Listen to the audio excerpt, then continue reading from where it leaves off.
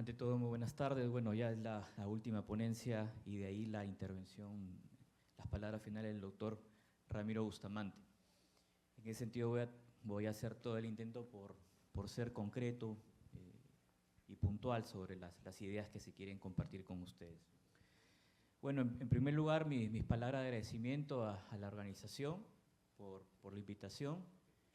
Tengo el privilegio de haber compartido muchas de estas ideas con gran parte del auditorio, pero en esta ocasión se nos planteó un tema que motiva una reflexión y tiene que ver principalmente con el juzgamiento anticipado.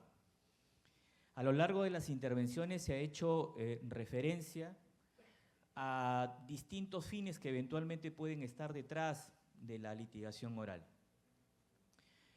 La celeridad, la información de calidad, pero finalmente el ciudadano o la expectativa que desarrolla el ciudadano en realidad es cuándo está nuestra sentencia. Eso es lo que finalmente demanda el ciudadano. Lo que sucede es que ellos no comprenden finalmente lo que hay detrás y nosotros conocemos eso. Conocemos la serie de limitaciones, no solamente el punto de vista de carga procesal, sino todo lo que conlleva finalmente llegar hasta el punto de poder tomar una decisión. Que el expediente haya transitado de manera tal que hayamos podido obtener toda la información necesaria, pero tampoco no a cualquier costo, sino sobre todo observando las garantías que nosotros sabemos que deben de cumplirse.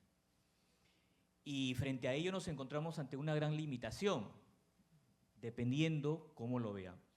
Y esta limitación está constituida pues, por el marco que rige finalmente el desarrollo del proceso, esto es por la legislación. En la intervención del estimado doctor Carlos Polanco se hacía, por ejemplo, una referencia como cuando iniciamos el piloto de litigación oral, y fue incluso en uno de los primeros encuentros, donde la gran mayoría del auditorio era muy escéptica respecto a lo que se venía implementando. Y ese escepticismo tenía una explicación y es nuestra formación. En realidad lo que demanda el piloto es desaprender, ver el proceso de manera distinta, y eso es difícil, más aún cuando la gran mayoría de magistrados en materia civil pues son magistrados que han ido acumulando bastantes experiencias, tienen un amplio recorrido, e indudablemente que tienen una manera de concebir el proceso. Plantearles luego de 10, 20, 30 años de magistrados la idea de ver el proceso de manera distinta es complicado. Hoy hemos escuchado al doctor Ardiles, por ejemplo, que hacía referencia a la gestión de cambio, pero no solamente es un tema relacionado a cambiar nuestra actitud con el entorno, sino sobre todo cambiar de creencias, pero concretamente cambiar la idea que se tiene del proceso. Hay una idea, por ejemplo, recurrente, y es que el proceso no debe ser visto como un fin en sí mismo. Es fácil decirlo. La idea es que esa idea tenemos que realmente interiorizarla y se tiene que plasmar en la manera como manejamos el proceso. Y ahí entran los grandes problemas. ¿Por qué? Porque si tenemos una formación y además un contexto en el cual, si es que hay el más mínimo apartamiento de la legislación, va a generar una serie de consecuencias, principalmente por la parte que no esté a gusto con la decisión, pues indudablemente eso genera de que tengamos cierta reticencia a implementar esos temas de cambio. Reitero, hay que comprender también el contexto dentro del cual se desenvuelve el magistrado. Es fácil decir, tienes que cambiar de esta manera. Sí, oye, pero hay un contexto. En ese sentido, los encuentros que nos permiten demostrar que, como bien lo señalaba nuevamente el doctor Carlos Polanco, interpretando el mismo marco normativo, aplicando sentencia del Tribunal Constitucional, recurriendo a la Constitución, contamos con todos los elementos para darle precisamente ese sentido diferente al proceso y generar resultados que más que a nosotros, en realidad terminan beneficiando a la ciudadanía y va generando por parte de ellos una mayor credibilidad en el ejercicio de nuestra función.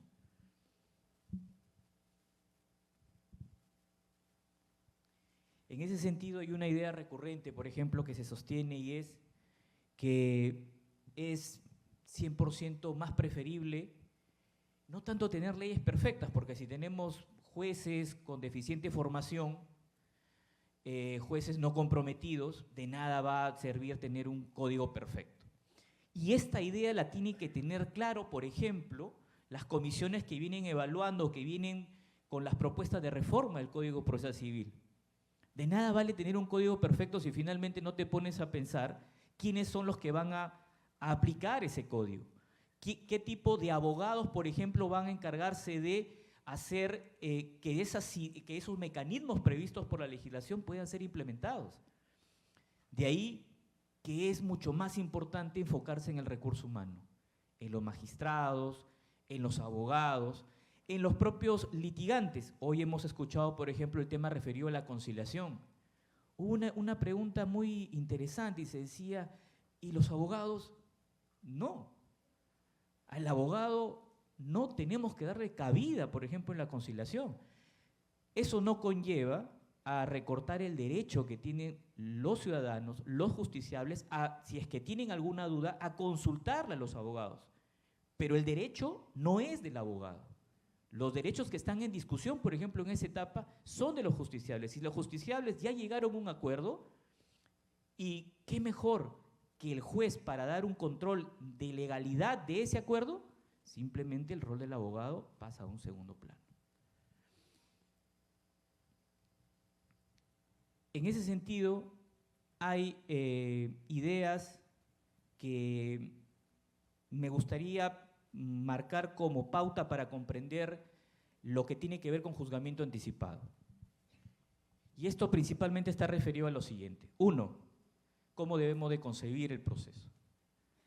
El proceso es un instrumento, es una creación en una sociedad civilizada para dar solución a los conflictos que se generan. Es un instrumento, reitero, no es un fin en sí mismo. Ahora, esta idea que la hemos escuchado, la hemos estudiado, hay que llevarla a la práctica. Es un instrumento. El propio marco normativo no constituye una limitación para darle ese contenido instrumental al proceso.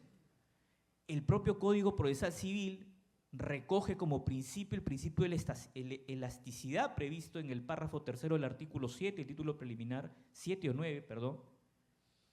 Y lo que nos dice claramente es que si te encuentras ante las normas, ante normas procesales que no te permiten lograr el objetivo del proceso, que es solucionar un conflicto, pues tú puedes adoptar una forma que consideres más adecuada. El maestro Monroy Gálvez, por eso, en un comentario que hace respecto de los principios, lo dice. ¿Qué mejor que el juez que tiene ese contacto directo con el conflicto? Aquel que está en mejores condiciones para determinar en qué momento se aparta del proceso. En qué momento se aparta de las normas procesales. Es el juez. Lo que sucede es que pese a que el legislador nos ha dado esa herramienta, el propio juez, teniendo esa potestad, simplemente no la aplica. Y no la aplica por lo que indicaba a inicios, nuestra formación y el contexto particular dentro del cual se desenvuelve la función jurisdiccional. La segunda idea tiene que ver principalmente con reconocer que el proceso se desenvuelve en un contexto donde está dotado, o donde está, perdón, requerido de observar determinadas condiciones. Y estas condiciones principalmente tienen que ver con garantías. Finalmente, al proceso actualmente se le está dejando de ver como un escenario en el cual tenemos un juez y tenemos las partes que están debajo del juez. Nosotros no vamos a dejar de ser autoridad, pero el proceso lo debemos de dejar de ver como un escenario en el cual las partes están sometidas a la voluntad del magistrado. Una idea o mejor dicho, una concepción del proceso regido bajo un principio de colaboración nos genera mejores resultados. ¿Y a qué me refiero yo? A ver a las partes y también a sus abogados como socios estratégicos en el desarrollo del proceso. Un error recurrente que se puede advertir en los magistrados tiene que ver con esta idea de suponer la voluntad de las partes. La oralidad lo que nos ha permitido es generar un espacio donde directamente yo le puedo preguntar a la parte. Por ejemplo, a nivel de la doctrina se propugna evitar las decisiones sorpresa, por ejemplo. Muy bien. Y en la práctica nos hacemos la pregunta, ¿y cómo lo evitamos? Por ejemplo, si yo tengo el expediente y advierto un vicio de nulidad, como escuché en un momento un magistrado, ¿por qué voy a perder el tiempo corriéndole traslado o informándole a la parte de que eventualmente hay ese vicio, si es que acá tengo el vicio y sé que la parte va a querer la declaración de nulidad? ¿Eso es cierto? ¿Todas las partes van a querer siempre la declaración de nulidad si es que hubiera un vicio? Cuando hemos implementado, por ejemplo, en audiencias y hemos informado y hemos dicho, por ejemplo, acá se advierte que no se te ha notificado estas resoluciones, le ponemos a conocimiento a la parte. ¿Y qué nos viene diciendo la parte? Perfecto, señor juez, efectivamente verifico que no me han notificado, pero son resoluciones que no me afectan, que no me ha generado ningún tipo de indefensión, porque las resoluciones relevantes sí he tomado conocimiento, he ejercido mi derecho de contradicción y lo que yo quiero de usted, que me emita una respuesta lo más pronto. Así que siga usted, este vicio no lo voy a invocar. Esta situación no es aislada. ¿Qué nos viene demostrando? Que esta idea de suponer lo que quieren las partes es algo que tenemos que ir abandonando. En ese sentido, creo que es el mejor espacio para garantizar el derecho de contradicción. Le informo algo, escucho a las partes y en función a ello tomo una decisión. No es al revés, que primero tomo la decisión y luego le pongo a conocimiento de las partes. Dicho esto, este es el contexto para poder comprender la parte del juzgamiento anticipado. A ver, ¿qué es?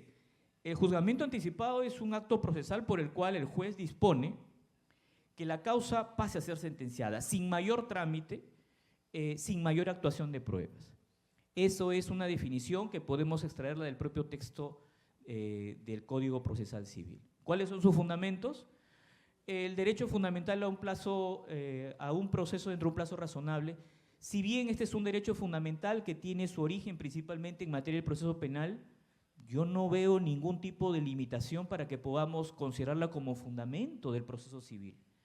¿Por qué? Porque indudablemente que si uno le pregunta al ciudadano, lo que nos va a decir es, yo también quiero mi sentencia dentro de un plazo razonable. ¿Por qué solamente en penal puede haber eso? Yo, en ese sentido, considero que debemos de interiorizar que tenemos la obligación de hacer efectivo ese derecho fundamental. Y el otro, los principios ya conocidos de celeridad y economía procesal. ¿Por qué? Porque si ya no hay ningún otro, no hay la necesidad de actuar medios probatorios, pues de una vez emitamos la decisión. En la regulación legal, 473 del Código Procesal Civil, en ese sentido directamente paso a explicar respecto de los presupuestos materiales en los cuales ingresamos al juzgamiento anticipado. En primer lugar, cuando la cuestión debatida es solo de derecho. En la mañana se hizo una referencia a que la gran mayoría de casos tiene que ver con cuestiones fácticas y son muy excepcionales los temas referidos a cuestiones jurídicas. Y en ese sentido podemos sostener que procesos donde la cuestión sea eminentemente jurídica parte de la premisa de que no hay hechos controvertidos. ¿Cuándo no hay hechos controvertidos? Bueno, principalmente cuando al absolver traslado de la demanda, la contraparte termina reconociendo los hechos o aceptando los hechos de la demanda o la reconvención. Este consenso puede ser dentro de la etapa postulatoria o puede ser en forma posterior, ya sea, bueno, ahí he cometido un error, concretamente sería la etapa de reconocimiento, que puede formularse en cualquier etapa del proceso, ¿verdad? Y acá entra un dato importante. Para yo llegar a establecer que estamos ante una cuestión de puro derecho y ello va a ser la pauta para emitir la sentencia, ello tiene que ser claramente identificada y esto se efectúa en los puntos controvertidos. Acá entra también un tema en discusión. Los jueces especializados, actualmente jueces especializados o que hayan ejercido, saben que el tema de los puntos controvertidos es una categoría de difícil, por decir así, ambigua determinación conceptual. Por ejemplo, en materia laboral se hace referencia a que en realidad los puntos controvertidos vienen a ser cuestiones fácticas, pero en el caso de nosotros también podemos consignar que los puntos controvertidos pueden estar referidos a cuestiones jurídicas. Ahora, entrando al tema, ¿cuáles son las posibilidades respecto de la cuestión de, cuando la cuestión debatida es de puro derecho? El tema de admitir convenciones probatorias. Acá entra un tema interesante. De por sí el legislador, cuando establece que deja de ser hecho controvertido, que al momento de la contestación de la demanda o la contestación de la reconvención termina produciéndose un reconocimiento de los hechos, en realidad estamos propiamente hablando de una convención procesal, una convención procesal de naturaleza individual. Sin embargo, hay una cuestión que está referida a si es que es admisible convenciones probatorias en el proceso civil respecto de hechos relevantes. El profesor Renzo Cavani, por ejemplo, sostiene que efectivamente no hay ningún tipo de impedimento, parte de una interpretación constitucional, pero por nuestra parte vemos una gran posibilidad para llegar a juzgamiento anticipado, reconocer de que las partes pueden llegar a convenciones probatorias. Esto es, reconocer que determinados hechos son verdaderos porque ellos se han puesto de común acuerdo que ese hecho, reitero, es verdadero. Ahora, una pregunta que se formuló también en la mañana tiene que ver, si es que estamos hablando de una convención probatoria, ¿acaso ello no contradice esta teoría que sostiene que una decisión judicial justa debe estar basada en la verdad? ¿Acaso será admisible considerar como verdadero aquel acuerdo que llegan las partes sobre determinado hecho? Eso indudablemente, y lo respondió el doctor Carlos Polanco, es un tema de difícil respuesta porque finalmente depende de concepciones. Si uno considera que solamente estoy ante una decisión judicial justa, aquella basada en la verdad, es aceptable. Pero también acá hay que reconocer algo, que el proceso no solamente, o en el proceso no solamente existe un interés privado, sino también existe un interés público. Y el interés público es que se resuelvan los conflictos. Y si para ello se puede prescindir de hacer un análisis respecto de la verdad de los hechos, pues debemos de admitir como política pública que las partes pueden ponerse de acuerdo. En Tacna nos comentaba un destacado jurista, nos decía, en los arbitrajes,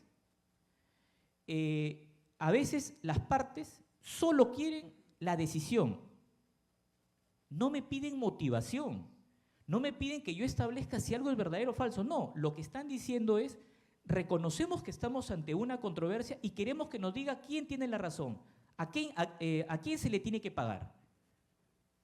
Eso indudablemente que para el juez le puede resultar difícil, oye, ¿cómo es posible una decisión que no tenga un fundamento, no tenga una motivación? Bueno, es que finalmente hay algo que los jueces tenemos que entender, al menos en el proceso civil, que estamos hablando de derechos disponibles, que estamos hablando, por ejemplo, del patrimonio, de una creencia de un particular, no es nuestro derecho. Ahora me pueden refutar y decir, pero no, yo soy encargado de aplicar el derecho concreto, claro, pero también hay que admitir que por voluntad del legislador es admisible los acuerdos entre las partes.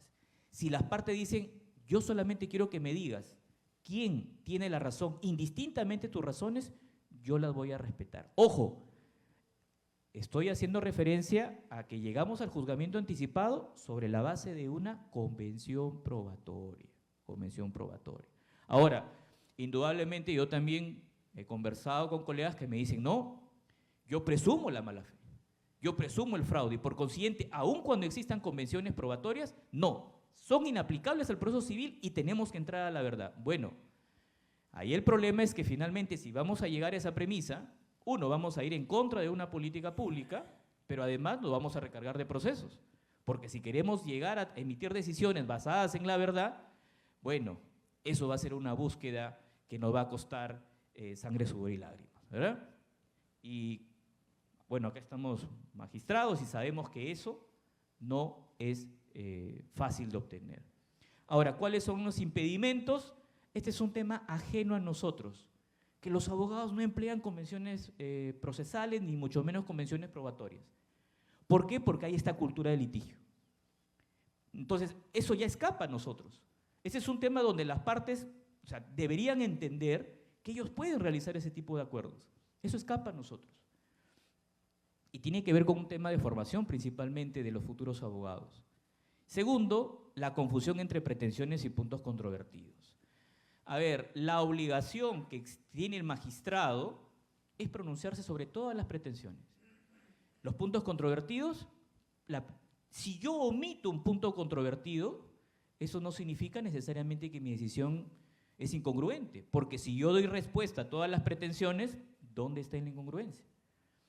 Otro tema importante es que finalmente los puntos controvertidos se fijan luego de la etapa postulatoria, cuando ya ha habido el contradictorio, cuando ya ha habido el debate. El punto controvertido en realidad termina siendo una herramienta útil para el juez, y eso en la oralidad termina siendo mucho más evidente, porque le permite tener un punto de referencia para efectuar el juicio de admisión de prueba. Y es que en realidad es una secuencia lógica. Determino correctamente el conflicto, determino el hecho relevante que requiere ser probado, porque si no requiere ser probado, pues no es propiamente controvertido. Y en función a ello, hago el juicio de admisión de pruebas. El segundo supuesto tiene que ver con cuando la cuestión controvertida no justifica actuar prueba. En ese sentido, y eso nosotros lo conocemos, los que venimos implementando litigación oral, el juez, tras efectuar un juicio de admisión de prueba, un saneamiento probatorio, y entrar en contacto con la prueba ofrecida, pues decide que las pruebas que ha admitido no requieren ser, son de actuación inmediata, como muy bien se precisaba. No es que admitimos la prueba y no se valora, no se actúa, no, son de actuación inmediata. Los documentos, por ejemplo, son de actuación inmediata, al momento que tenemos ese contacto. En ese sentido, si es que hemos admitido este tipo de pruebas, concretamente la prueba documental, pues él dispone juzgamiento anticipado.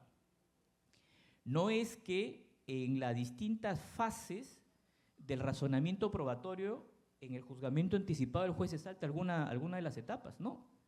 Hay ofrecimiento, hay juicio de admisión, se admite, se actúa, o sea, no es que no se actúe la prueba documental. Cuando nosotros oralizamos, ya sea las partes o el propio magistrado, ahí se está produciendo una actuación inmediata del documento. En esos casos se dispone el juzgamiento anticipado. Un detalle muy importante, la no necesidad de actuar prueba no debe confundirse con la ausencia de prueba.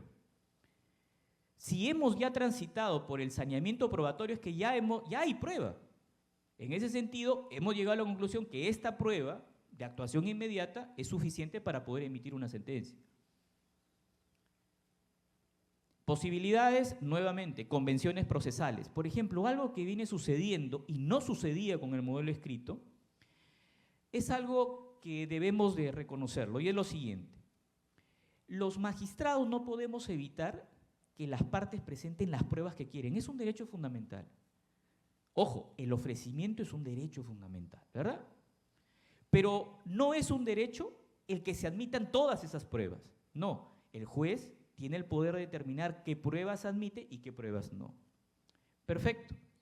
En ese diálogo, cuando estamos en la etapa de saneamiento probatorio, el juez, ahí hay un tema de distintas maneras. Algunos magistrados disponen que el abogado oralice la prueba, en mi caso, yo soy el que directamente oralizo, para tener ese contacto inmediato y directo con la prueba. Y lo que sucede que cuando el abogado advierte que el juez ha delimitado correctamente el conflicto, conoce el caso, algo que seguro ustedes también pueden atestiguar, es que los abogados se adelantan y en ese momento dicen, al juez le ofreció una prueba no útil, no pertinente, y empiezan a desistirse en ese momento. Empieza a decir, señor juez, un momentito, mire, cuando ya se advierte que el juez se ha preparado para la audiencia, lo que dice, señor juez, Respecto de la prueba 3, 4, 5, me desisto. La pregunta, ¿en el modelo escrito eso sucedía? No, porque simplemente al final presentaban los escritos postulatorios y el juez ingresaba ya propiamente a hacer el saneamiento de pruebas de manera escrita. ¿En qué momento se desistía? No, esperaba finalmente la decisión. ¿Saben cuán importante es esto? Que el mismo abogado termina depurando el material probatorio y nos permite concentrarnos en la prueba útil, necesaria, pertinente, que nos va a servir para emitir una decisión. De ahí que, por ejemplo, cuando se comparte esta experiencia, se le dice, cuando ustedes vean un expediente voluminoso, no le tengan miedo, esperen la audiencia. Y a mí me ha sucedido que expediente de 2, 3 tomos, en la audiencia al final solamente te quedas con un documento de una sola página. Nuevamente, los abogados son sujetos racionales. Si ven a un magistrado que se ha preparado, ellos también se van a preparar, pero además van a empezar a hacer los correctivos de manera oportuna. ¿Cuáles son los impedimentos? Deficiente delimitación de la controversia. Cuando no hemos estudiado bien el caso, no hemos delimitado correctamente el conflicto, indudablemente esto tiene una repercusión respecto de la prueba, porque terminamos admitiendo prueba completamente innecesaria, prueba inútil. Imaginemos pues un supuesto en el cual la contraparte ha terminado de reconocer, a ver, yo siempre me acuerdo de un caso, donde era un tema de resolución de contrato. Las partes terminan reconociendo la celebración del contrato y terminan reconociendo que se produjo el incumplimiento, pero la cuestión controvertida tenía que ver con si ese incumplimiento tenía tal relevancia para desencadenar la cláusula resolutoria pactada. Entonces, lo que ellos decían, señor juez, dígame usted si realmente operó o no esa cláusula. Entonces, ¿de qué me valdría, por ejemplo, disponer el tema de una pericia sobre algo como, por ejemplo, la celebración del contrato si las partes ya lo han aceptado? No tendría ningún tipo de sustento. Otro impedimento tiene que ver con el deficiente juicio de admisión de pruebas. En el tema de la oralidad, en las audiencias, el juez tiene que estar nuevamente concentrado. Ya delimité cuál es el conflicto, en función a ello empiezo a admitir la prueba. Pero si el juez es distraído o no se preparó, finalmente va a hacer lo que antes hacía, admitir toda la prueba. Y luego, cuando se empieza a generar esta prueba adicional, tiene un expediente muy voluminoso y se da cuenta y dice, oye, mira, este caso era sencillo, pero se tornó complejo por mi omisión, porque admití todas las pruebas, no debí de haberlo hecho, y ahora me encuentro con prueba inútil, y lo peor, que le estoy dando la posibilidad a la parte que vaya a perder a pedir la nulidad o la revocación de mi sentencia por no haber valorado una prueba completamente inútil. Ahora, ¿quién lo propició? Bueno, fuimos nosotros, ¿verdad? Y el último supuesto es cuando se invoca la presunción legal relativa de verdad producida por la declaración de rebeldía. Bueno, acá también una precisión. ¿Cuándo estamos ante un rebelde? Concretamente, cuando no se contesta o la demanda o la reconvención dentro del plazo. Por ejemplo, la vez pasada estábamos ante un caso donde habían formulado excepciones, pero no habían contestado la demanda. Y el abogado decía, pero yo he ejercido mi derecho de contradicción dentro del plazo, no me corresponde ser declarado rebelde. Bueno, en realidad la rebeldía tiene que ver con la inacción frente a los hechos que se le están planteando, ya sea en la demanda o en la reconvención. ¿Deja de ser rebelde si es que luego otras personas? No, sigue siendo finalmente rebelde.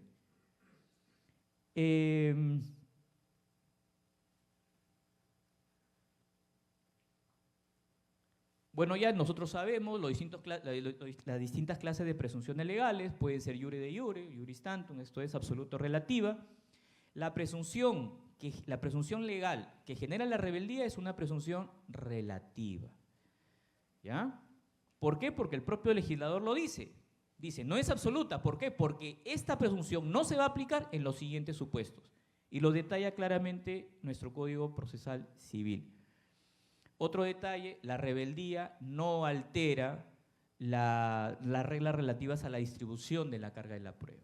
El hecho de que esté rebelde, me imagino que ustedes habrán en algún momento tomado conocimiento, que la parte demandante sostiene y dice, señor juez, como ha sido declarada rebelde, usted debe declarar fundada mi demanda, porque no hay oposición.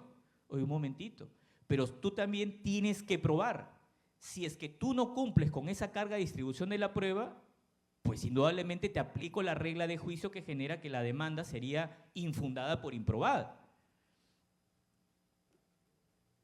Posibilidades, eficiencia en el acto de notificación. Este es un problema que tenemos nosotros, ¿por qué? Porque todavía en el Perú tenemos que notificar la demanda en los domicilios reales de las partes emplazadas, las partes demandadas.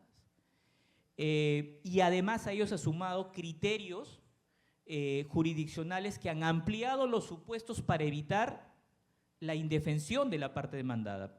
Por ejemplo, ahora si yo me encuentro ante una demanda de resolución de contrato, una demanda de indemnización por inejecución, no me basta tener el contrato y notificar a la parte demandada en el domicilio que indicó en el contrato. No, ahora además tenemos que notificar en el domicilio de reniegue, por ejemplo. U otro criterio jurisdiccional que en algún momento leí, que si además él tiene propiedades inscritas, tenemos que notificar en las propiedades inscritas. Se formuló un pedido de nulidad alegando eso, alegando que, oye, yo no vivo ni en el domicilio del contrato, no vivo ni en RENIEC, sino que yo vivo en un inmueble que está inscrito en registros públicos. Infundada la nulidad, pero luego se revocó esa decisión y se dijo, no, fundada la nulidad, tienes que notificar en el domicilio que aparece inscrito en registros públicos. Lo que sucede, esto que va generando, en realidad algo que precisamente se nos cuestiona es, oye, ¿por qué demora mucho el proceso? Claro, porque tenemos que ir cumpliendo con más y más formalidades para lograr un emplazamiento válido. ¿Cuál es el argumento? Evitar la indefensión. Pero la pregunta es, ¿acaso no existe una obligación de aquel que celebra, por ejemplo, un contrato? ¿Acaso él no tiene la obligación de informar a la parte, a su acreedor que se está cambiando de domicilio? Nuevamente, yo no entiendo una lógica si es que esa norma sustantiva termina siendo inaplicada o derrotada sobre la base de una interpretación que finalmente lo único que hace es propiciar una cultura de mala fe. Otra, la convocatoria de audiencias desde el auto admisorio. Cuando esa es una práctica que se escuchó que ya se venía implementando en juzgado de familia. El juzgado de paz letrado de familia, perdón, nos decía, desde el momento que yo admito trámite la demanda ya estoy convocando a la audiencia. Yo me acuerdo que cuando se planteó esa idea lo que dijeron, no puedes hacerlo porque el código te dice, primero lo declaras rebelde y luego convocas a la audiencia. Es decir, hagamos una interpretación literal de la norma. La pregunta es, ¿así debemos de interpretar las normas?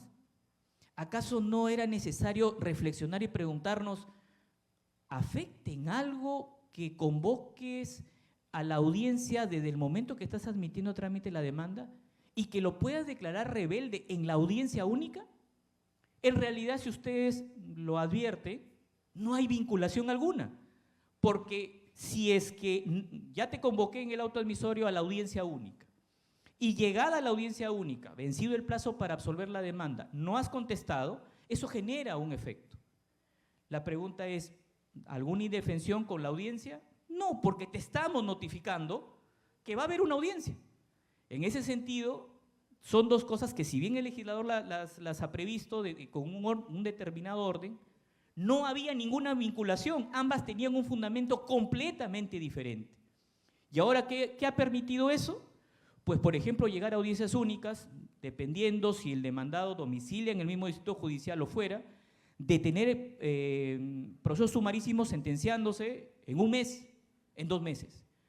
Un desalojo, por ejemplo, que esté siendo sentenciado en un mes, en 2 meses, en comparación a lo que existía antes, nosotros hemos tenido conocimiento. ¿Cuánto terminamos sentenciando un desalojo? Luego de 1 año. Y ahora ver que se sentencia en 2 meses, 3 meses por o sea, nuevamente, Es un tema de interpretación. Salir de esta práctica de interpretar las normas de manera literal. Esto lo que terminó generando nuevamente es un tema favorable a la justicia. Pero ello ha conllevado ahora generar otro problema que tiene que ver con la ejecución. Ahora, ¿cuáles son los impedimentos? O un tema errado concretamente es invocar de manera indebida la presunción legal. ¿Cómo? Cuando luego de haber hecho el juicio de admisión de pruebas, el juez en su sentencia dice, y además hay que tomar en cuenta que está rebelde, y aplican la presunción legal. A ver, si es que yo voy a utilizar la presunción legal, la presunción legal la invoco simplemente tras el saneamiento del proceso. Es decir, luego del saneamiento del proceso, está rebelde, determino su rebeldía, y luego de ello digo, bueno, este es un caso donde me es suficiente la presunción legal. Pero si es que yo continúo con el proceso, admito una sola prueba, ya no corresponde invocar la presunción legal, porque la presunción legal es suficiente por sí misma para sustentar una decisión. Pero ¿qué vemos en las sentencias? Que se dice, bueno, además de todas las pruebas, además la presunción legal relativa generada por la declaración de rebeldía. Es una invocación errada. En todo caso, lo que se tendría que invocar es la conducta o el comportamiento de la parte, pero eso está previsto en otra norma procesal, no propiamente es la de la rebeldía. Bueno, eso es todo. Muchas gracias.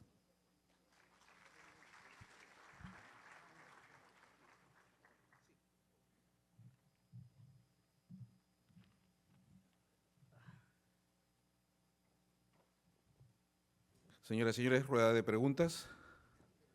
¿Alguna pregunta? ¿Sí? La parte de atrás. Ahí le están llevando el micro, doctor. Ahí está. Muchas gracias. Noeña Villa, de Huancavelica. Al doctor Jorge Luis. Doctor Jorge Luis, usted ha mostrado una realidad en la implementación de la realidad civil y en cortes grandes como donde está usted, de alguna manera tiene el apoyo de la parte administrativa, el administrador del módulo, pero también hay un tratamiento diferenciado en cortes pequeños como Huancavelica en la que no se cuenta, implementamos, pero no se tiene pues el personal necesario. Y muchas veces los jueces civiles, y en mi caso de la sala civil, que es una sala mixta, porque no solo veo de civil, sino todas las materias menos penal. Entonces, en esa situación tenemos un cargamontón pues, de recarga administrativa que tenemos que hacerlo nosotros. Inconsistencias, encuestas, esto, pide, y eso genera una situación, creo que, en que de repente desde la ética de la realidad civil se tenga que ver esa labor, porque a veces la oficina de productividad, ¿no? Bajo, bueno, qué sé yo, entonces, y los órganos de gobierno también van presionando, que esto, esos son temas que hay que abordar también, y este encuentro es para ver también esos temas, que las realidades de cada corte es interesante. Entonces, por ejemplo, cuando usted habló del administrador, me imagino que de alguna manera es una buena ayuda. ¿Qué nos podría comentar usted, doctor José Luis? Gracias.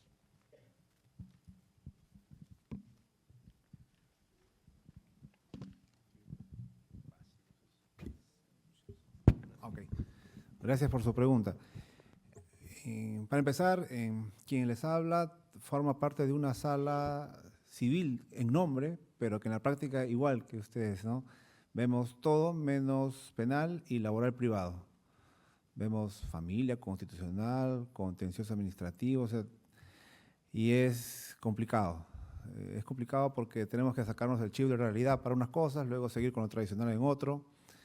La administración ciertamente ayuda en temas de gestión, pero creo que hay un tema anterior a todo esto. Las limitaciones han existido y seguirán. Nosotros en civil no tenemos, por ejemplo, lo que es el PPR familia, no tenemos PPR por resultados, no tenemos una serie de facilidades, pero quizás ese es nuestro principal capital. O sea, debemos sentirnos orgullosos que esto nace de una iniciativa de nosotros. No esperamos modificaciones legales, sino fue una suma voluntaria. Ojo, esto es importante recordarnos a nosotros mismos. El Poder Judicial, el Consejo Ejecutivo, pongan el nombre que quieran, no nos impuso nada.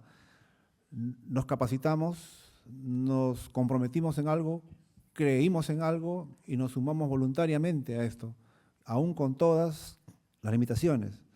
Por cierto, eso no quita que tenemos que pedir el apoyo respectivo y confío en que llegará más personal, llegará más apoyo, pero mientras tanto es mucho compromiso y mucho trabajo en equipo.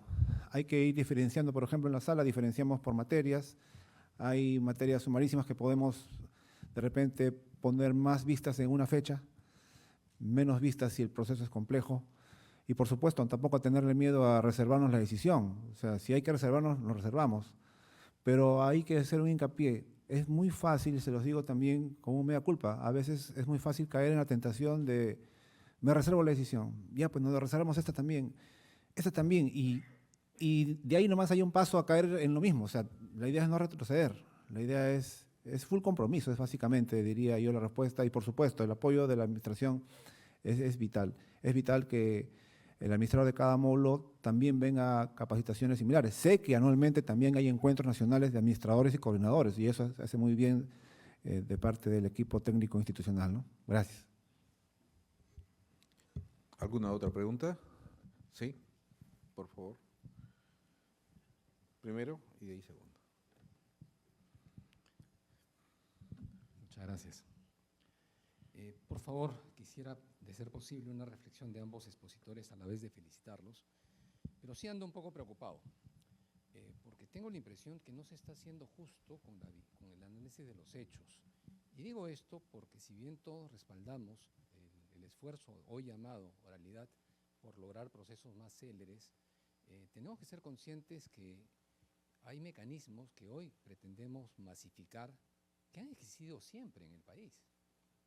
Quienes en esta sala pudieron tramitar expedientes con el Código de Procedimientos Civiles recordarán que había un artículo expreso que señalaba que las formas eran instrumentales. O sea, esto obligaba a no ser ritualistas, a no ser formalistas. Que hayan existido jueces ritualistas, formalistas en ese tiempo, es un problema de las personas, no de la norma. Y aún en los inicios, en los primeros tiempos del Código Procesal Civil, ese ritualismo en aquellas personas que tenían esos hábitos se mantuvo. De manera que no era un problema de normas. En este sentido creo que no son cuestiones tan modernas como quisiéramos de repente los más jóvenes mirar, sino que son temas de diligencia en la conducción del proceso que hemos debido tener desde siempre. Por un lado, entonces quisiera una reflexión sobre el tema, ¿no? Una segunda cosa es que la práctica de la oralidad no está reñida con una debida motivación de las decisiones judiciales. Se puede decir razones pertinentes en forma breve. Para los que no conocen, en 1899, fíjese lo que digo, 1899, un expresidente de la Corte de Lima remitió un memorándum en ese entonces a todos los jueces de Lima, haciéndoles notar la necesidad de la motivación.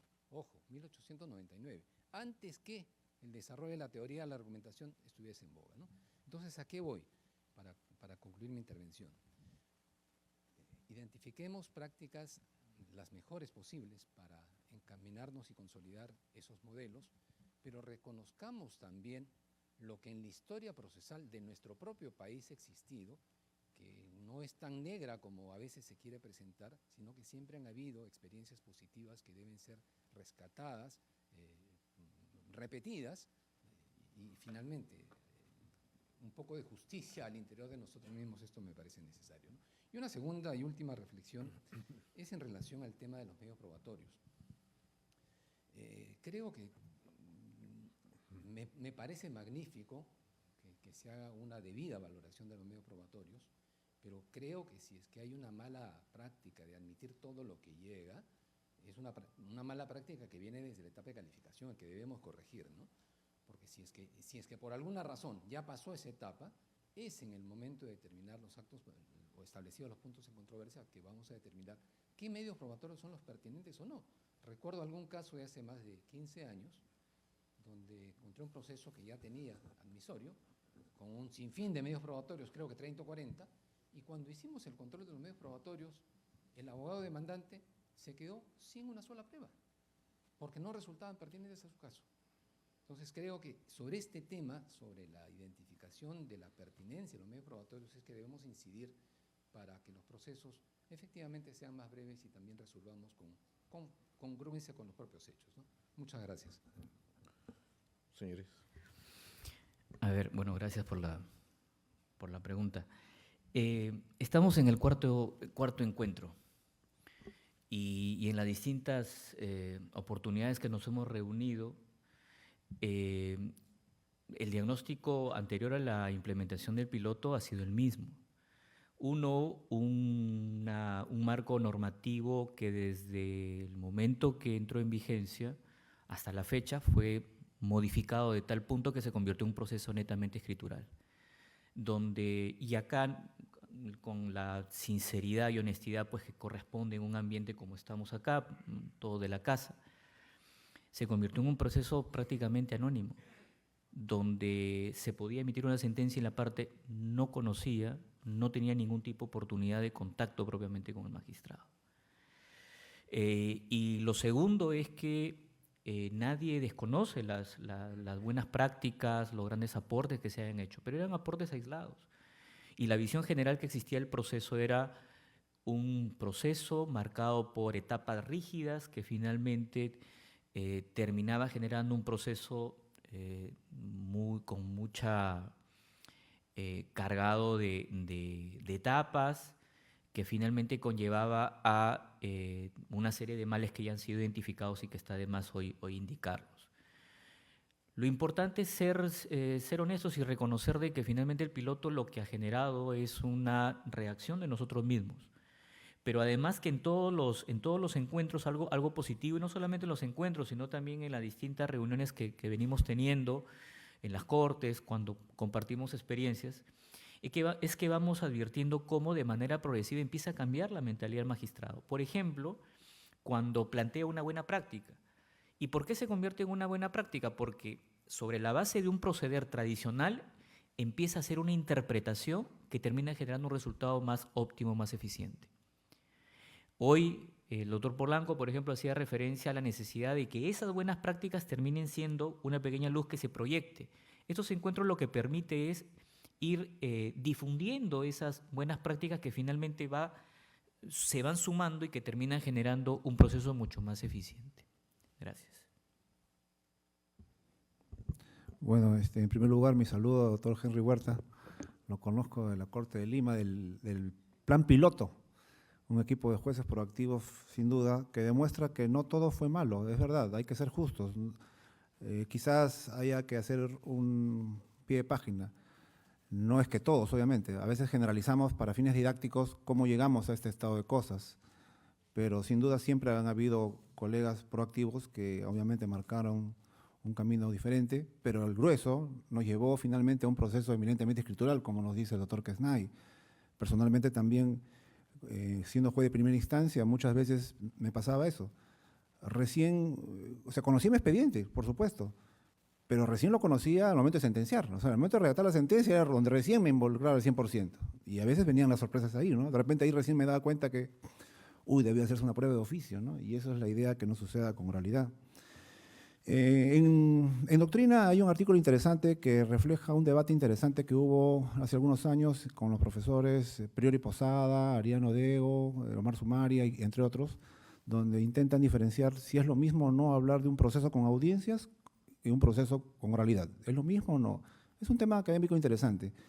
Pero yendo a la realidad, el tema es que teníamos procesos retrasados. Ese es el punto. Tenemos procesos escriturales 100%. Nos faltó depurar. Si me piden un punto especial del proceso donde nos equivocamos, y me incluyo, es en la fijación de puntos controvertidos. Ese es un punto medular. El resto de jueces lo hacíamos mal. Generalizo de repente y me perdonan quienes lo hicieron bien.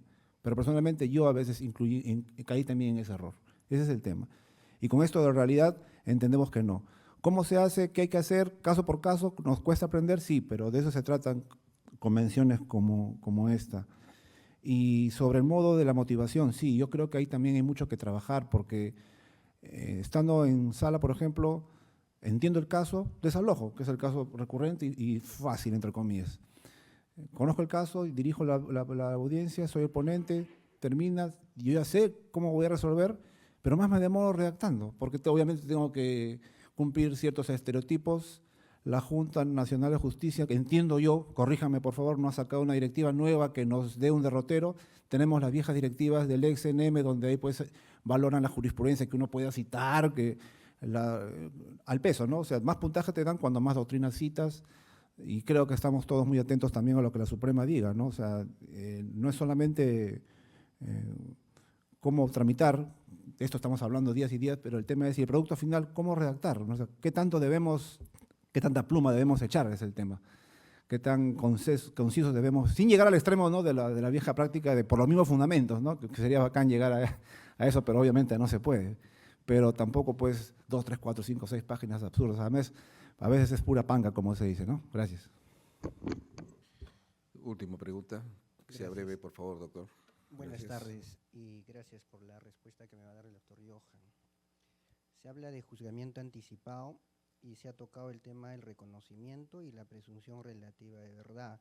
Mi pregunta es referida al artículo 460 del Código Procesal Civil, que dice textualmente: declarada la rebeldía, el juez se pronunciará sobre el saneamiento del proceso. Si lo declara saneado, procederá a expedir sentencia.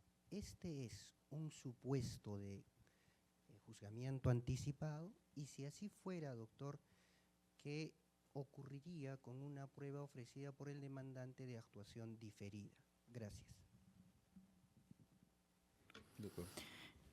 Claro, o sea, como se estaba haciendo referencia, la declaración de rebeldía se ha producido antes de emitir el saneamiento, ¿verdad?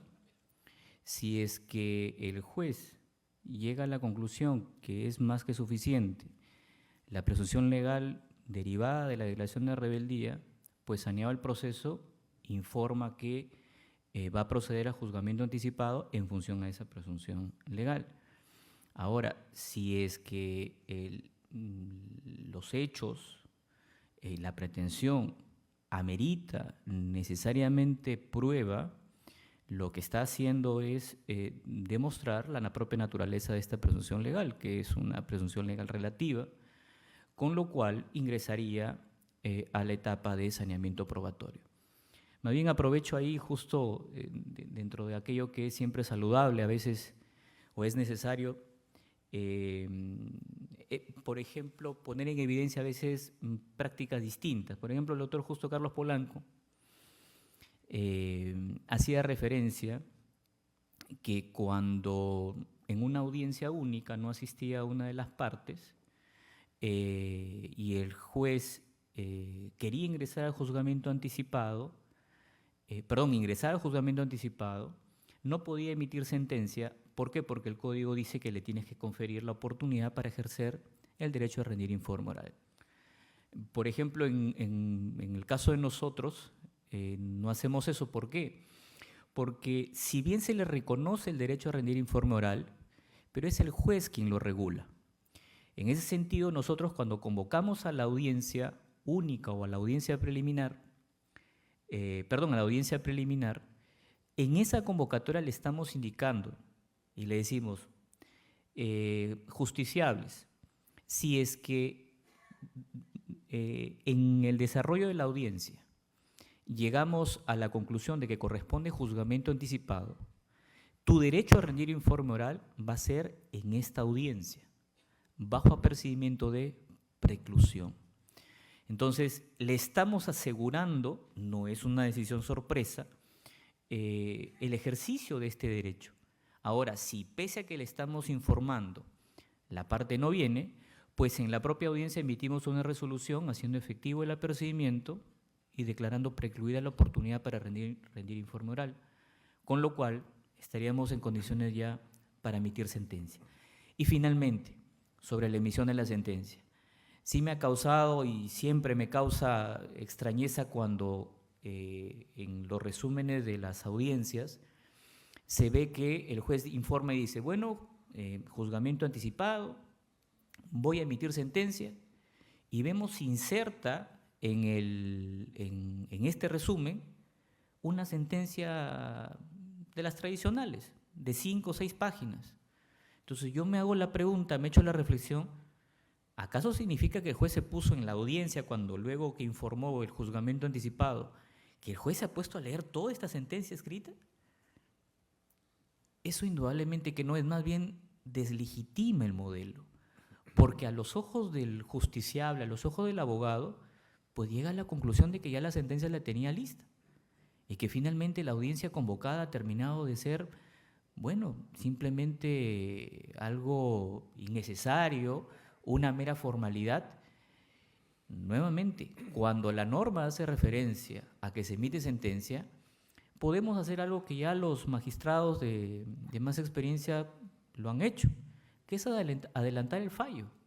Decir, y acá entra otro dato, decirle al justiciable, no al abogado, el abogado va a esperar las razones técnicas, al justiciable, hablarle con un lenguaje claro.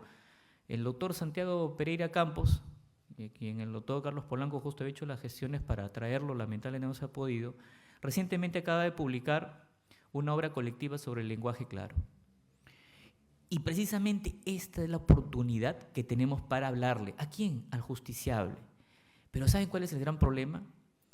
Que como magistrados no hemos estado acostumbrados a hablar con los ciudadanos. Todo es con abogados.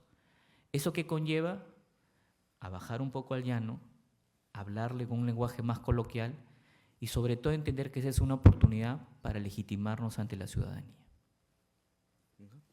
Señoras y señores, muchas gracias por su intervención.